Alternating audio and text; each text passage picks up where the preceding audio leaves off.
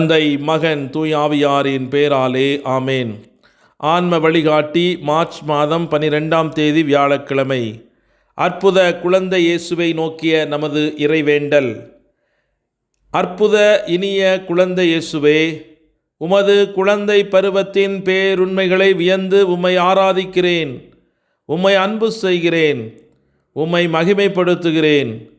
என் மீது கொண்ட அன்பால் எனக்காக நீர் ஒரு சிறு குழந்தையாக பிறந்தீர். எனவே உமக்கு நன்றி கூறுகிறேன். அந்த அன்புக்கு பதில் அன்பாக என்னை முழுவதும் உமக்கு கையளித்து காணிக்கையாக்குகிறேன். இப்பொழுதும் என் வாழ்நாள் முழுவதும் திருக்குழந்தை பருவத்தின் புண்ணியங்களை எனக்கு அளிக்குமாறு உம்மை இறைஞ்சி கேட்கிறேன்.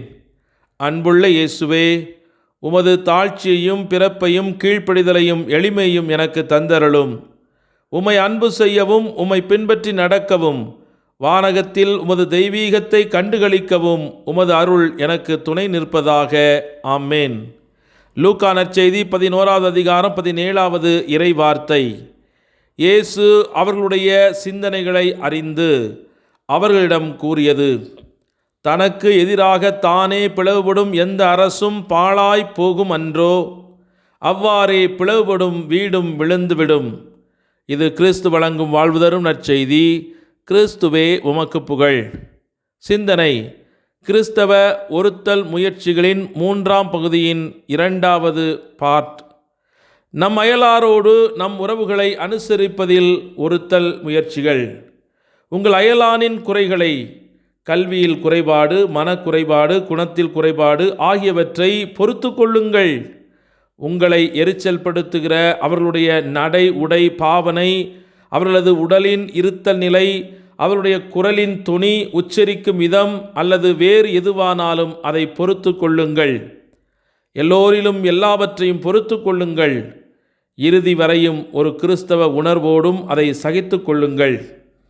கோபமாய் இருக்கும்படி சோதிக்கப்படுகிறீர்களோ, இயேசுவின் நேசத்திற்காக சாந்தமாயிருங்கள். பழிக்கு பழி வாங்கும்படி சோதிக்கப்படுகிறீர்களா, தீமைக்கு பதிலாக நன்மை செய்யுங்கள். புனித தெரசம்மாளின் இருதயத்தை தொடுவதற்கான மாபெரும் இரகசியம் அவளுக்கு ஏதாவது ஒரு தீமையை செய்வதுதான் என்று சொல்லப்படுகிறது. யாரையாவது கோபத்தோடு பார்க்கும்படி சோதிக்கப்படுகிறீர்களா, நல்ல சுபாவத்தோடு அவனை நோக்கி புன்னகை புரியுங்கள். அவனை சந்திப்பதை தவிர்க்கும்படி சோதிக்கப்படுகிறீர்களா, மன ஒப்போடு அவர்களை தேடுங்கள். அவர்களை பற்றி மோசமாக பேசும்படி சோதிக்கப்படுகிறீர்களா, அவர்களை பற்றி நல்ல விதமாக பேசுங்கள். அவர்களிடம் கடுமையாக பேசும்படி சோதிக்கப்படுகிறீர்களா, மிகுந்த மென்மையோடும் இதமாகவும் அவரிடம் பேசுங்கள். உங்கள் தோழர்களை விசேஷமாக, சுபாவமாக, மிக கூடுதலாக உங்கள் பொறாமைக்குரியவர்களாக இருப்பவர்களையும் புகழ்ந்து பேசுங்கள். பிறர் சிநேகத்திற்கு எதிரான சாதுரிய பேச்சை விளக்குங்கள். உங்கள் முன் இருக்கிற யாராவது மற்றவர்களை பற்றி முறையற்ற விதமாக பேசும் உரிமையை எடுத்துக்கொண்டால், அல்லது யாராவது ஒருவன் தன் அயலானின் நற்பெயரை கெடுக்கக்கூடிய உரையாடல்களில் உங்களோடு ஈடுபடுகிறார் என்றால், சில சமயங்கள் அப்படி பேசுபவனை நீங்கள் மென்மையாக கடிந்து கொள்ளலாம், அல்லது மிக அடிக்கடி திறமையாக அந்த பேச்சை திசை திருப்பி விடுவது, அல்லது துயரமான சமிக்கை அல்லது வேண்டுமென்றே கவனமில்லாதிருத்தல் ஆகியவற்றை கொண்டு சொல்லப்படுகிற காரியம் உங்களுக்கு வெறுப்பூட்டுகிறது என்பதை குறிப்பாக காட்டுவது அதிக நல்லதாயிருக்கும். ஒரு சிறு காரியத்தை செய்ய நீங்கள் ஒரு பெரும் முயற்சி செய்ய வேண்டியிருந்தால் அதை செய்ய உங்களையே ஒப்புக்கொடுங்கள். 2 மடங்கு பேறுபலன்களை பெற்றுக்கொள்வீர்கள். உங்கள் சொந்த கண்களிலோ மற்றவர்களின் கண்களிலோ ஒரு பழிப்பொருளாக தோன்றுவதை ஒரு பயங்கர உணர்வோடு தவிர்த்து விடுங்கள். உங்கள் சுமைகளை அதீதமாக்கி காட்டுவது உங்களிடமிருந்து தொலைவாயிருப்பதாக அவற்றை பாரமற்றவையாக காண பாடுபடுங்கள். உண்மையில் மிக அடிக்கடி தங்கள் தோற்றத்திற்கு மாறாக அவை பாரமற்றவையாகத்தான் இருக்கின்றன. நீங்கள் அதிக புண்ணியமுள்ளவர்களாக இருந்தால் அவை எப்போதுமே அப்படித்தான் இருக்கும். பொதுவாக உங்கள் சுபாவம் தேவையற்ற விதமாக உங்களிடம் கேட்பதை எப்படி மறுப்பது என்று அறிந்திருங்கள். எந்த காரணமின்றி உங்களுக்கு அது தர மறுப்பதை உங்களுக்கு தரும்படி செய்வதெப்படி என்று அறிந்திருங்கள். உங்களை நீங்கள் பலவந்தப்படுத்துவதில் எவ்வளவுக்கு வெற்றி பெறுகிறீர்களோ அந்த அளவுக்குத்தான் புண்ணியத்தில் நீங்கள் வளர்ச்சியடைவீர்கள் என்று கிறிஸ்துநாதர் அனுசாரத்தில் கிறிஸ்து வழிவாழ்வு என்ற புத்தகத்தின் ஆசிரியர் கூறுகிறார்.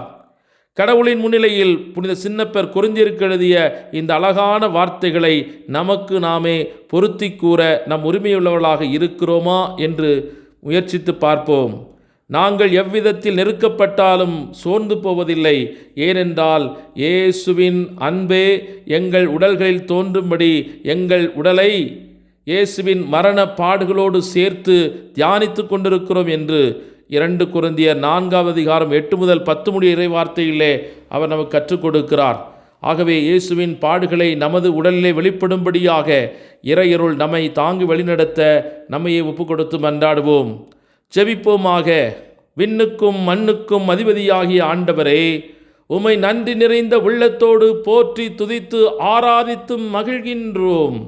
பூவுலகை ஆண்டவரே ஆட்சி செய்கின்றார் என்பதை உணராத மன்னர்களையும் அரசுகளையும் அழித்து ஒழித்து உம்மை அன்பு செய்கிற உள்ளத்தில் தாழ்ச்சி கொண்ட மக்களை நீரே உயர்த்துகின்றீர். அதற்காக உமக்கு நன்றி கூறுகிறோம் அப்பா. இன்று எங்களில் இருக்கும் அகங்காரம், மானவம் இவற்றை ஒழித்து மனத்தாழ்ச்சியோடும் அன்போடும் நாங்கள் வாழுகிற இல்லத்தில், பணி செய்யும் இடங்களில், பயணிக்கின்ற வேளைகளில் உமது அன்போடு பயணிக்க உமது தூய ஆவியின் அபிஷேகத்தை எங்களுக்கு தாரும். எவ்வித வேறுபாடுமின்றி எங்களோடு வாழும் மனிதர்களை மதித்து சகோதர அன்பு காண்பித்து மனித நேயத்தோடு வாழ அருள் புரிவீராக. நாங்கள் வாழும் பகுதியில் உம்மால் உயர்த்தப்பட்டு உலகை ஆட்சி செய்கின்ற மனிதர்களாக எங்களை மாற்றுவீராக. அன்பில்லாமல் வறண்டு போகும் உள்ளங்களுக்கு உமது அன்பை கொண்டு செல்லும் வாய்க்கால்களாக எம்மை பயன்படுத்துவீராக. இன்றைய நாளில் உம்முடைய அன்பு தேவைப்படுகிறவர்களுக்கு எங்கள் வழியாக அந்த அன்பை கொடுத்து உம்முடைய ஆட்டுக்கொட்டிலில் அவர்களை மீண்டும் சேர்த்து கொள்வீராக. உலகில் ஆணவத்தை நிரூபிப்பதற்காக நடைபெற்று கொண்டிருக்கும் அனைத்து சண்டைகளும் போர்களும் நிறைவுக்கு வரும்படியாகவும் உலகில் அமைதி நிலவ வேண்டுமென்றும் திருச்சபையோடு இணைந்து உம்மிடத்தில் மன்றாடுகிறோம். இன்றைய தினத்தில் தேர்வு எழுதும் அன்பு பிள்ளைகளுக்காகவும் தேர்வுக்காக தயாரித்து கொண்டிருக்கும் பிள்ளைகளுக்காகவும் அவருடைய பெற்றோர், அவருடைய நண்பர்கள், உடன்பிறப்புகள் அனைவரையும் நிறைவாய் ஆசீர்வதித்து எந்தவித பயமும் பதட்டமும் இல்லாமல் தேர்வு எழுதி இந்த பிள்ளைகள் எதிர்காலத்திலே நல்ல இடத்திலே உம்முடைய நாமத்தினால் உயர்த்தப்பட வேண்டும் என்று நம்பிக்கையோடும் இடத்தில் மன்றாடுகிறோம். அன்பு ஆண்டவரே, இந்த நாளிலே பொருளாதார சிக்கல்களாலும் கடன் பிரச்சனைகளாலும் வருந்தி கொண்டிருக்கிற ஒவ்வொரு பிள்ளைகளுக்கும் நீரே விடுதலை அவர்களுக்கு கட்டளையிடுவீராக. பண பிரச்சனைகள் முடிவுக்கு வருவதாக. இன்னும் குழந்தை பாக்கியம் இல்லாமல் திருமண தடைகளோடு இருக்கின்ற அன்பு பிள்ளைகளையும் நீர் தாமே கண்ணோக்கி பார்த்து அவருடைய சாபங்கள் எல்லாம் முறித்து குழந்தை பாக்கியத்தையும் திருமண காரியங்களும் அவருடைய வாழ்க்கையில் நடைபெற வேண்டும் என்று நம்பிக்கையோடும் இடத்தில் மன்றாடுகிறோம். எங்கள் ஜெபம் கேளும் எங்கள் ஜீவனுள்ள தந்தையே, ஆமேன். எல்லாமல்ல இறைவன் தந்தை, மகன், தூய் ஆவியானவர் உங்கள் ஒவ்வொருவரையும் நிறைவாக ஆசீர்வதித்து புனிதப்படுத்தி வழிநடத்துவாராக. ஆமேன். இயேசுவுக்கே புகழ், இயேசுவுக்கே நன்றி. மரியே வாழ்க. இயேசுவின் இரத்தம் ஜெயம்.